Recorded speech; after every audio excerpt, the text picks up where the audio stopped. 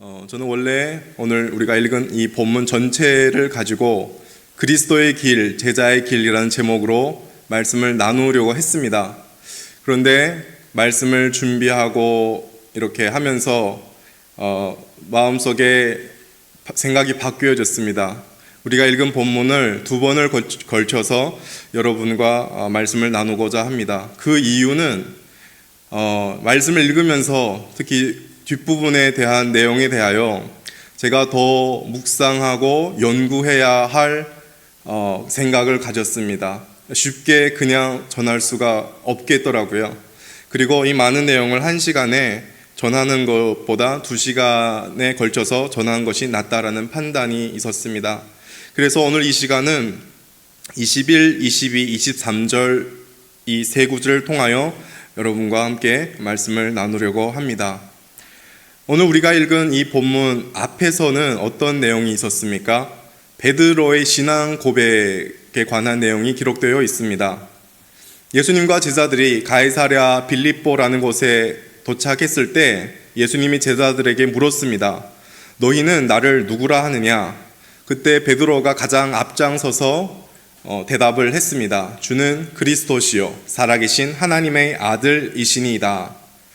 예수님께서 베드로의 그 대답을 듣고 굉장히 만족해 하시고 또 인정하시면서 베드로를 칭찬해 주셨습니다.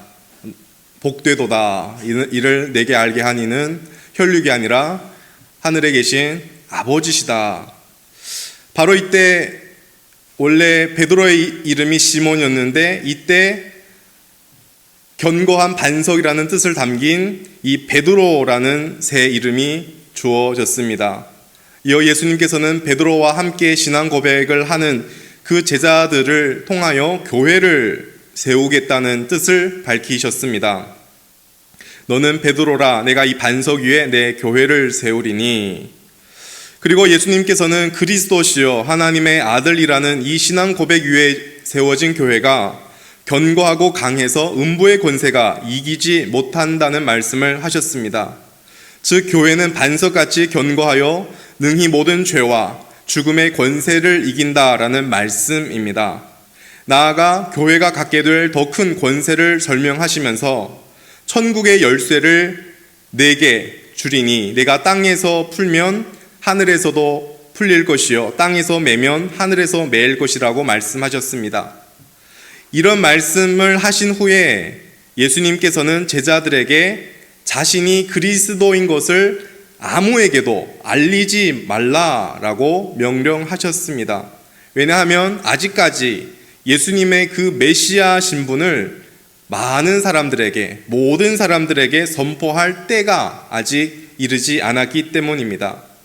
그런데 예수님께서는 신앙 고백을 하는 이 제자들에게만은 그들이 고백하는 그 믿음의 내용에 대하여 조금 더 깊고 구체적으로 가르치고자 하셨습니다. 오늘 본문이 바로 예수님이 제자들의 고백한 그 신앙 고백에 대한 더 깊고 구체적인 가르치는 내용입니다. 오늘 본문 21절을 보시면 이때로부터로 시작됩니다. 여기서 이때로부터는 바로 앞에 베드로와 제자들이 신앙 고백을 한 때를 가리킵니다.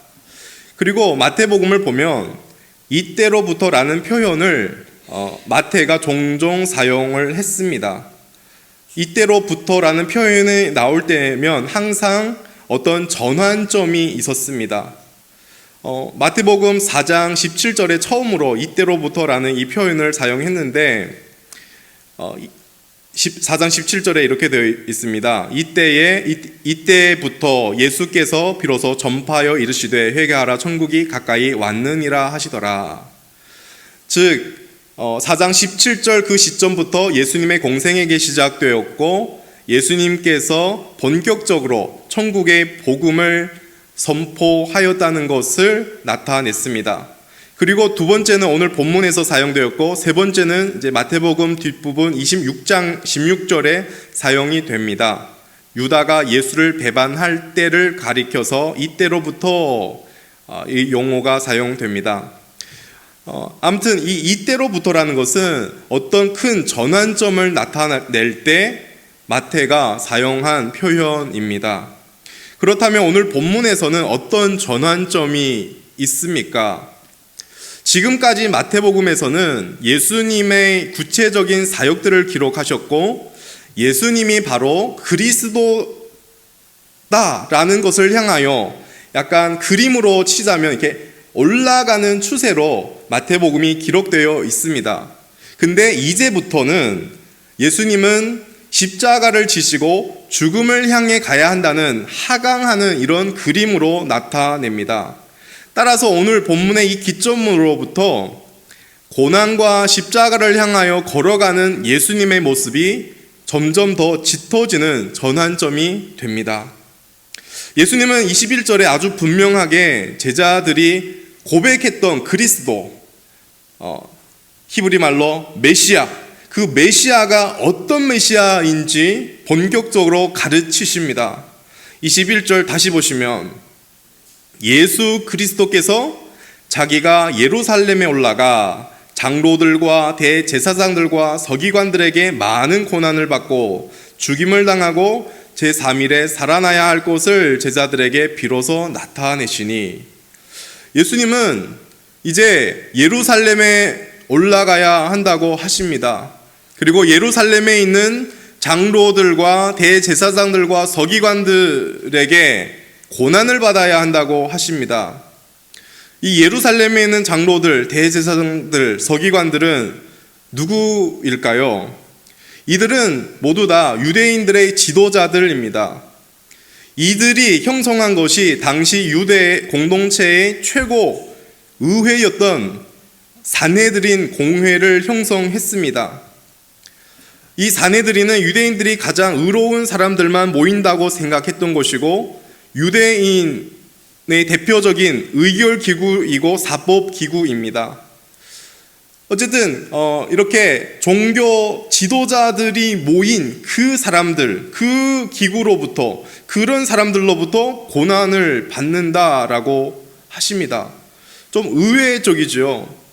지금 예수님에게 고난을 가져다 줄 사람들은 당시 이스라엘 민족을 억압했던 로마 정부나 어떤 죄인들의 집단이 아닙니다. 오히려 유대인들이 생각했던 가장 의로운 자들의 모임, 유대인 종교의 중심인 산헤드린 공회였습니다. 유대 종교의 리더들이었습니다. 성경을 잘 안다, 예수님을 잘 믿는, 하나님을 잘 믿는다라는 사람들이었습니다. 이제 그런 사람들한테 고난을 받는다라고 하십니다. 그리고 그 고난을 받는 정도는 어디까지입니까? 그 고난은 죽임당하는 고난입니다. 고난의 정도는 죽음입니다. 그리고 나서 제3일에 예수님이 부활하신다라고 하셨습니다. 원문으로 오늘 21절을 보시면 한글 성경에서 없는 말이 하나 있습니다. 원문에는 반드시 해야 한다라는 말이 있습니다. 그래서 원문으로 오늘 이 말씀을 보면은 어떻게 되냐면 예수님은 반드시 예루살렘으로 올라가야 하고 예수님은 반드시 고난을 받아야 하며 예수님은 반드시 죽어야 하고 또 반드시 제3일에 다시 살아나야 한다라고 우리가 볼 수 있습니다. 즉 예수님은 지금 이런 자신의 순한 예고를 통하여 예수님이 그리스도인데, 예수님이 메시아인데 어떤 메시아인지를 지금 설명하는 것입니다. 예수님은 이 땅에 고난받고 죽임받으러 오신 메시아라는 것입니다. 쉽게 말해 고난의 메시아입니다. 그런 다음에 제3일에 부활하시는 것입니다. 즉 예수님은 궁극적으로 승리하실 텐데 그 승리는 고난이 없는 승리가 아닙니다. 고난을 받고 죽음을 경험한 뒤의 승리입니다. 예수님은 바로 고난의 메시아로 오셨고 고난의 길, 십자가의 길을 걸어가셔야 합니다. 예수님의 이 고난의 메시아라고 예언하는 구약의 말씀들이 종종 우리는 찾아볼 수 있는데 그 중에서 가장 대표적인 구절이 하나 있습니다. 단지 신약에서만 이렇게 말씀한 것이 아니라 구약에서 이미 오실 메시아가 고난의 메시아다라는 것을 알려주고 있습니다. 가장 대표적인 구약 말씀은 이사야서 53장, 우리가 너무 잘 아는 내용인데요. 이사야서 53장 1절에서 9절까지만 우리 한번 찾아서 읽어보도록 하겠습니다. 구약 성경 1032쪽에 있습니다. 구약 성경 1032쪽에 이사야서 53장 다 읽었으면 좋겠지만 1절에서 9절까지만 우리 한번 읽도록 하겠습니다. 구약에서부터 고난받는 메시아를 우리에게 알려주고 있습니다. 다 찾으신 줄로 알고 이사야서 53장 1절부터 교독하는 방식으로 우리 한번 읽도록 하겠습니다. 우리가 전한 것을 누가 믿었느냐? 여호와의 팔이 누구에게 나타났느냐?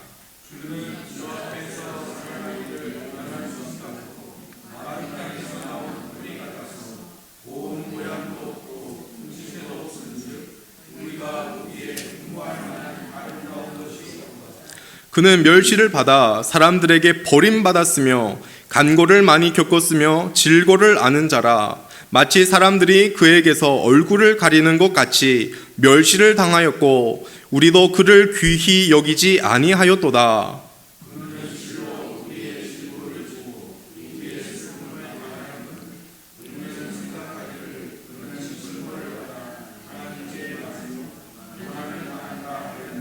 그가 찔림은 우리의 허물 때문이요 그가 상함은 우리의 죄악 때문이라.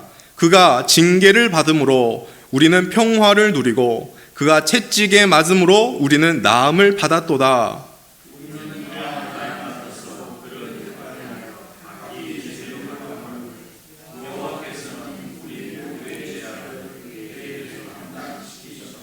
그가 곤욕을 당하여 괴로울 때에도 그의 입을 열지 아니하였음이며 마치 도수장으로 끌려가는 어린 양과 털 깎는 자 앞에서 잠잠한 양같이 그의 입을 열지 아니하였도다.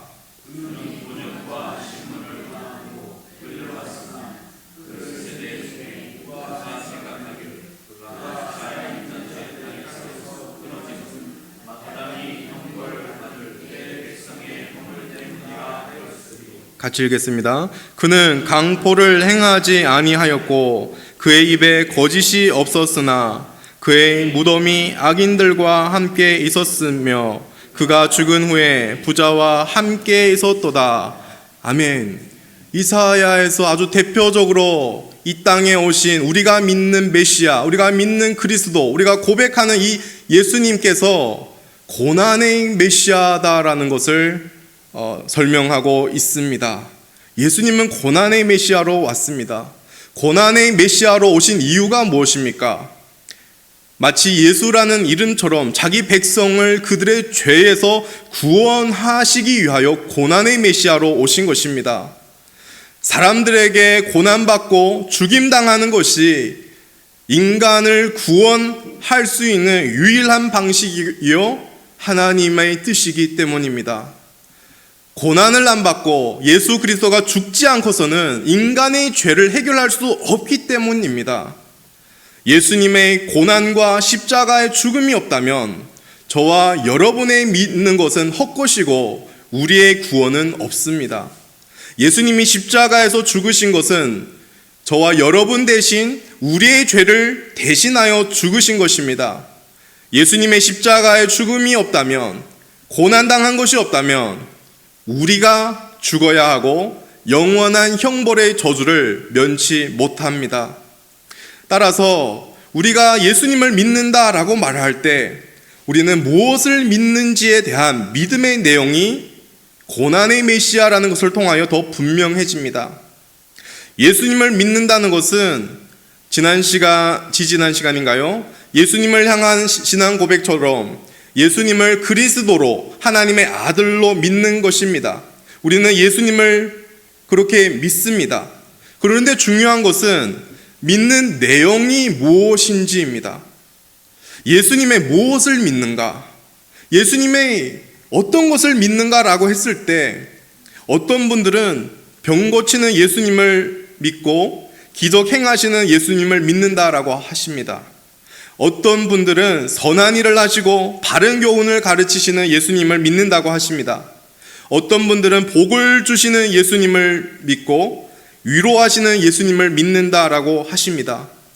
예수님을 믿는다라는 내용에 대해서는 여러 가지로 말할 수 있습니다.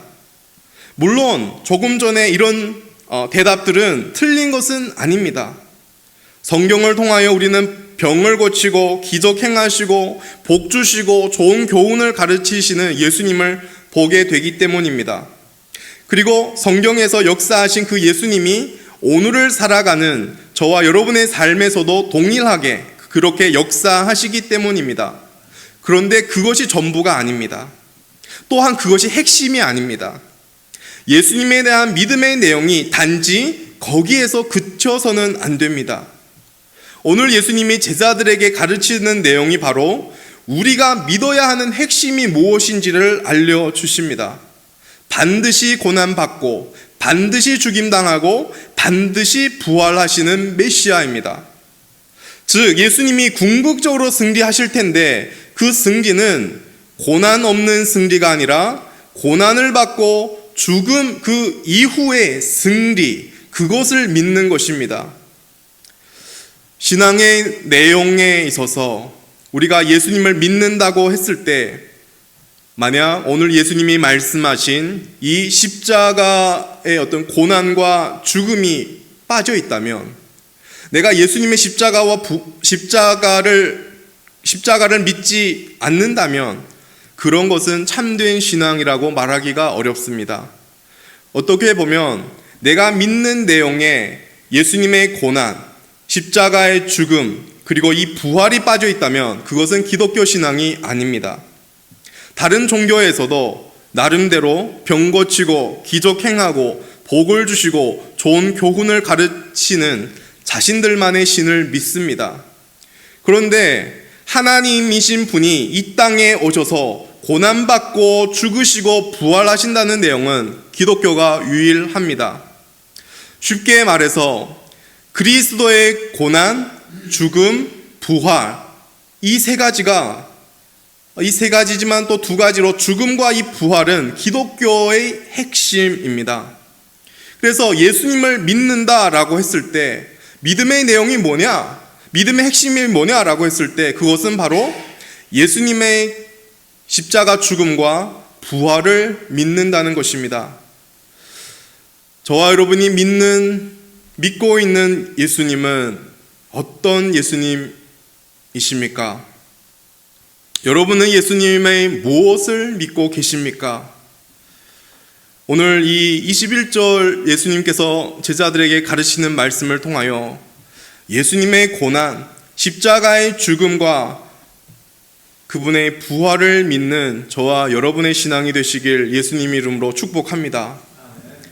예수님의 이 말씀을 듣고 베드로는 의외의 반응을 합니다. 22절 말씀인데요. 오늘 본문 22절 말씀 우리 한 목소리로 다시 한번 읽도록 하겠습니다. 22절 시작. 베드로가 예수를 붙들고 항변하여 이르되 주여 그리 마옵소서 이 일이 결코 주께 미치지 아니하리라. 여기서 붙들고 항변하다 에서 이 붙들다라는 말은 예수님을 좀 옆으로 데려가다라는 뜻입니다. 즉 베드로는 지금 예수님의 말씀을 듣고 그 말씀이 부당하다라고 생각을 해서 예수님을 한쪽으로 데려가셔서 예수님이 그 말이 잘못되었다라는 것을 따지고 항변하는 것입니다. 이렇게 항변합니다. 주여 그리 마옵소서 이 일이 결코 주께 미치지 않을 것입니다. 원문으로 이 말씀을 봤을 때는 이렇게 번역이 됩니다. 주님, 하나님께서 당신에게 긍휼을 베풀 것입니다. 그래서 주님이 말씀하신 그런 일들이 결코 주님에게 일어나지 않을 것입니다. 즉 베드로는 지금 예수님에게 예루살렘에 올라가지도 마시고 고난도 받지 마시고 죽지도 마십시오. 그런 일들이 주님에게 절대로 일어나지 않을 것입니다. 이렇게 말한 것입니다. 우리는 여기서 먼저 한 가지 살펴볼 것은 베드로가 이 말을 한 출발점이 무엇일까 하는 것입니다. 어떤 마음을 가지고 베드로가 주님께 이런 말씀을 하셨을까요? 그토록 자기가 존경하고 사랑하는 선생님께서 이제 고난을 받고 죽임을 당할 것이며 또 3일 만에 다시 살아나야 한다라는 말씀을 듣고 나니까 베드로의 입장에서는 이해할 수가 없겠지요. 받아들일 수가 없겠지요. 사랑하고 존경하는 사람이 이제 고난받고 죽어야 한다니까 어떻게 받아들이겠습말이겠습니까? 분명 베드로는 선한 의도에서 그리고 주님을 사랑하는 마음에서 이 말을 했을 것입니다. 이에 대해서 여러분이 다 알고 계시는 최영삼 교수님의 책 긍휼의 목자에서 베드로의 태도에 대하여 굉장히 멋있는 단어로 이렇게 설명합니다. 베드로의 이 태도는 충정이고 충성이다. 이제 사전을 찾아봤는데 충정이라는 것은 마음에서 우러나오는 참된 정말로 주님을 사랑해서이고, 충성은 이제 진정에서 우러나오는 정성. 즉 베드로는 선한 의도이고 참된 사랑에서 지금 주여 그리 마옵소서, 이 일이 결코 주님께 일어나지 않을 것입니다 라고 하신 것입니다. 그럼에도 불구하고 주님은 베드로의 이 말을 듣고 굉장히 냉정하고 단호하게 말씀하십니다. 23절 우리 함께 또 읽어보겠습니다. 시작. 예수께서 돌이키시며 베드로에게 이르시되 사탄아 내 뒤로 물러가라. 너는 나를 넘어지게 하는 자로다. 내가 하나님의 일을 생각하지 아니하고 도리어 사람의 일을 생각하는도다 하시고, 오늘 본문 앞에 베드로가 신앙 고백했을 때 베드로는 주님으로부터 너는 복이 있다, 아주 굉장한 칭찬을 받았던 베드로인데, 오늘 본문 이 한순간에 사탄이라는 엄중한 책망을 받습니다. 왜 예수님은 베드로를 향하여 사탄이라고 했을까요? 베드로는 분명 사탄이 아닙니다. 그런데 지금 이 순간은 사탄이 베드로의 배후에서 방해하고 있기 때문입니다. 성경은 사탄에 대해서 뭐라고 말합니까? 늘 거짓말하고 늘 속이고 그리고 예수님의 구원 사역을 방해하는 존재가 사탄입니다. 예수님께서 광야에서 40일 동안 줄이신 후에 사탄에게 3번의 시험을 당합니다. 첫 번째 시험은 이 돌덩이를 떡덩이가 되게 하라는 것이고, 두 번째 시험은 천사가 너를 받들어 주시니까 성전 꼭대기에서 뛰어내리라.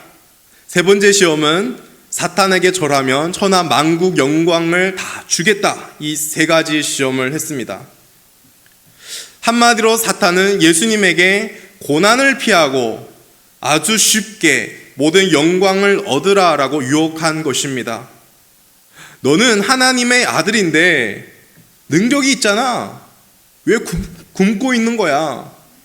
이 돌을 떡으로 변해서 배고픔을 해결하라. 너에게 능력 있잖아. 너 성전 꼭대기에서 뛰어내려. 그러면 천사들이 받아줄 터인데 그 모습을 보고 사람들이 와 환호하고 사람들의 환영을 받지 않겠는가? 너의 그 능력으로 사람들의 영광과 환호를 얻어봐. 그리고 나에게 엎드리기만 하면, 머리만 살짝 끄덕이면 이 세상의 모든 영광과 모든 권세를 다 줄게. 얼마나 쉬워. 바보같이 고난 같은 걸 왜 받아? 여러분, 사탄의 유혹은 고난을 받지 말라는 것입니다. 십자가를 지지 말라는 것입니다. 고난과 십자가 없이 바로 영광으로 들어가라는 유혹입니다. 그 유혹 앞에서 예수님은 분명하게 사탄아 물러가라 라고 하셨습니다. 사탄아 물러가라, 물러가라라는 표현을 좀 더 원어적으로 하면 사탄아 꺼져라는 뜻이 됩니다. 그런데 지금 베드로의 행위가 바로 이 사탄과 같이 예수님의 사역을 방해하려는 행위라는 것입니다. 고난 없이, 십자가 죽음 없이 영광만 얻으라라는 것입니다. 베드로는 인간적으로 예수님을 생각하고 사랑해서 한 말이지만 그 말은 예수님을 넘어지게 하는 말이었습니다. 베드로가 어떻게 이렇게 예수님을 넘어지게 하는 말을 했는가에 대해서 예수님은 이렇게 설명합니다. 23절 뒷부분인데요. 예수님이 베드로에게 이렇게 말을 합니다. 내가 하나님의 일을 생각하지 아니하고 도리어 사람의 일을 생각하는도다. 즉 베드로는 하나님의 편에서 생각했던 것이 아니라 오직 인간 편에서 생각하고 한 말이었습니다. 베드로는 하나님의 뜻을 전혀 생각하지 않았든지 하나님의 뜻을 전혀 몰랐든지 둘 중에 하나일 것입니다.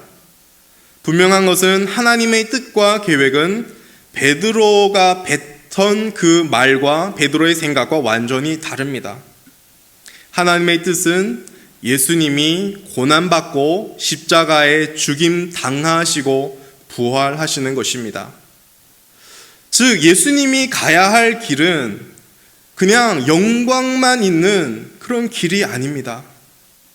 고난과 죽으심 그리고 부활이 동시에 병존하는 길입니다. 고난과 죽음만 있는 패배의 길도 아니고 고난과 죽음이 빠진 승리의 길도 아닙니다. 예수님이 걸어가야 할 길은 십자가의 죽으심과 부활의 승리가 함께하는 길입니다. 그런데 부활의 승리 이전에 반드시 고난의 길을 걸어가야 한다는 것입니다. 이것이 아버지의 뜻입니다. 그러나 베드로는 고난과 십자가 죽음 없이 영광만 얻는 사람의 일만 생각했습니다.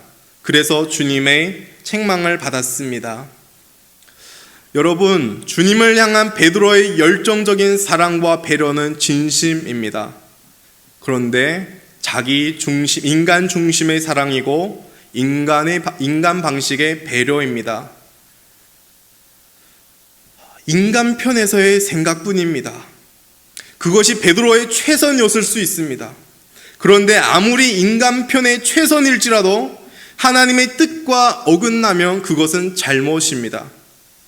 즉 하나님의 뜻을 거스르는 행위는 아무리 그 행위의 출발이 사랑이고 뜨거운 열정 때문이라고 하도 결코 정당화되거나 미화될 수 없습니다. 그것은 오히려 하나님의 사역을 방해하는 사단의 도구가 될 뿐입니다. 구약의 내용 중에 이 내용을 잘 설명하는 예가 하나 나옵니다. 우리가 잘 아는 예인데요. 사울 왕 이야기입니다. 하나님이 선지자 사무엘을 통하여서 사울에게 말씀을 하십니다. 사무엘상 15장 3절에 보면 이렇게 말씀을 합니다. 지금 가서 아말렉을 쳐서 그들의 모든 소유를 남기지 말고 진멸하되 남녀와 소와 젖 먹이는 아이와 우양과 낙타와 나귀를 죽이라. 사울은 하나님의 말씀대로 아말렉 사람과 그 왕도 사로잡고 백성들과 짐승들을 쳤습니다. 그런데 문제는 완전히 그것을 다 진멸하지는 않았습니다. 일부분을 좋은 곳을 남겼습니다. 나중에 사무엘이 찾아왔을 때 사울은 그 모든 것을 진멸하지 않고 남긴 그 이유에 대해서 이렇게 말합니다. 백성이 당신의 하나님 여호와께 제사하려 하여 양들과 소들 중에서 가장 좋은 것을 남겼습니다. 사울의 이 말대로라면 하나님을 생각하고 하나님께 제사 드리는 이 좋은 의도 때문에 지금 이 다 진멸하지 않고 남겼다는 것입니다. 그런데 설령 하나님을 생각했을지라도 그는 단지 인간적인 생각에 불과했고 사람의 일에 불과했다는 것입니다. 왜냐하면 하나님이 원하는 것은 그런 제사를 받는 것이 아니라 하나님이 원하는 것은 하나님의 뜻에 따르는 것이었습니다. 즉 모든 백성들과 짐승들을 하나도 남기지 않고 모두 진멸해라 했으니 진멸하는 것입니다. 그때 사무의 입술을 통하여 유명한 말이 나왔습니다. 순종이 제사보다 낫고 듣는 것이 수량의 기름보다 나으니. 순종이 제사보다 낫고 듣는 것이 순양의 기름보다 나으니. 여러분, 하나님을 향한 뜨거운 열정과 사랑은 물론 좋은 것입니다. 그렇지만 그것보다 더 중요한 것이 있습니다. 바로 하나님의 계획과 뜻을 알고 하나님의 그 뜻에 순복하고 순종하는 것입니다. 아무리 하나님을 향한 뜨거운 열정과 사랑이 있을지라도 그 일이 하나님의 뜻과 반대된다면 그 자리에서 멈춰야 합니다.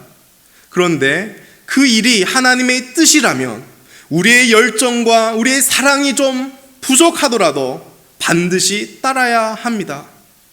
따라서 가장 중요한 것은 하나님이 원하시는 것, 하나님의 뜻, 하나님의 일이 무엇인지를 아는 것입니다. 그래서 주님이 우리에게 가르쳐 주신 기도문에도 뜻이 하늘에서 이루어진 것 같이 땅에서도 이루어지이다라고 기도하라고 하십니다. 그리고 예수님은 하나님의 뜻에 온전히 순복하려고 몸부림치셨습니다. 예수님이 십자가의 죽음을 며칠 앞두고 산에 가서 기도하러 가셨습니다. 분명 예수님은 이 십자가를 지고 죽는 것이 하나님 아버지의 뜻인지를 잘 아셨습니다. 그런데 예수님도 그 일이 너무 감당하기 어려운 일이라는 것을 아셨습니다. 그래서 하나님께 무릎을 꿇고 기도합니다. 만일 아버지의 뜻이거든 이 잔을 내게서 옮겨 주십시오. 그러나 내 원대로 맛이 없고 아버지의 원대로 되기를 원합니다. 예수님이 그렇게 기도했을 때 성경 기록을 보면 천사가 힘을 더했고 그 힘을 가지고 예수님이 더 힘써 기도했는데 땀방울이 핏방울이 되도록 기도했다고 합니다. 하나님의 뜻을 따르는 것이 얼마나 쉽지 않는지 예수님을 통하여 우리는 보게 됩니다. 우리 인간은 본능적으로 하나님의 일보다 사람의 일을 생각하고 행동합니다. 우리가 하나님을 믿고 섬긴다고 하면서 인간의 방식으로 섬길 때가 참 많이 있습니다. 하나님은 우리에게 무엇을 요구합니까? 전심을 요구하지만 우리는 하나님 외에 다른 것들도 겸하여서 반심으로 하나님을 섬깁니다. 하나님은 우리에게 전부를 요구하는데 우리는 단지 내가 보기에 소중한 일부분만 하나님께 드리면서 나의 신앙에 만족합니다. 그런데 분명 우리가 하나님의 뜻대로 순종하지 못하는 것은 죄라는 것입니다. 그런데 감사한 것은 우리의 이런 하나님의 뜻대로 온전히 우리가 순종하지 못하는 우리의 죄악 때문에 예수님이 오셨고 예수님이 십자가에 죽으셨다는 것입니다. 우리가 하나님의 뜻에 온전히 순종하면 구원을 받습니다. 그런데 누구도 하나님의 뜻에 온전히 순종할 수가 없습니다. 그래서 예수님이 이 땅에 오셔서 하나님의 뜻에 온전히 다 순종하셨고 그리고 십자가에 우리 대신 못 박혀 죽으셨습니다. 그래서 우리는 이제는 예수 그리스도를 믿음으로 구원받습니다. 따라서 오늘날 우리가 하나님의 뜻에 순종하는 것은 결코 구원받기 위해서 순종하는 것이 아닙니다. 우리가 뭔가를 하나님의 뜻에 따라 열심히 함으로 내가 구원받기 때문에 하는 것이 아닙니다. 오히려 이미 우리가 십자가에 받으신 예수 그리스도 때문에 구원받아서 하나님의 백성이 되었기 때문에 이제는 하나님의 뜻에 순종하려고 애쓰며 살아가는 것입니다. 여러분, 우리 신앙에 있어서 우리의 열정과 사랑보다 더 중요한 것이 하나님의 뜻을 알고 하나님의 뜻에 순종한다는 것을 기억하십시오. 그래서 열심보다 방향이 중요하다라는 말씀을 우리가 종종 듣게 됩니다. 방향이 틀렸는데 열심이 있다면 목표와 점점 멀어질 뿐입니다. 우리의 열심은 방향이 맞을 때 그 열심이 의미가 있습니다.